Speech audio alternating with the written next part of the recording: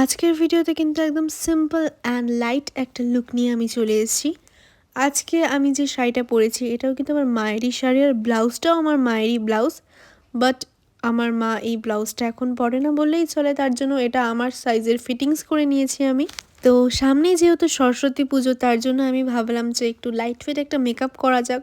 আর specially Saraswati পুজো মানেই কিন্তু সাদা, হলুদ, লাল এগুলো শাড়িরই বেশি চল। তো তার জন্য এই লুকটা করা আমার একদম সিম্পল একটা লুক। জাস্ট আমি ছোট্ট একটা কানের পরেছিলাম, ফার্স্টে একটা চোকার পরেছিলাম, আমার চোকারটা মেবি ভালো লাগছিল না এটার সাথে। ঠোঁটে একটু হালকা ব্রাউন কালারের লিপস্টিক, কপালে টিপ, চোখে কাজল, আর কি চাই। আর চুলে কিন্তু আমি কিছু করিনি, এরকমভাবেই ছাড়া রেখেছিলাম চুলটা। তো যাই হোক, আজকের লুকটা কেমন লাগলো অবশ্যই কিন্তু আমাকে জানাতে ভুলো না। আর শাড়িটা তোমাদের কেমন লাগলো সেটাও কিন্তু জানিও, এই শাড়িটাও কিন্তু অনেক বছর পুরনো। তো এই ছিল আজকের ভিডিও, দেখা হচ্ছে পরবর্তী ভিডিওতে। টাটা।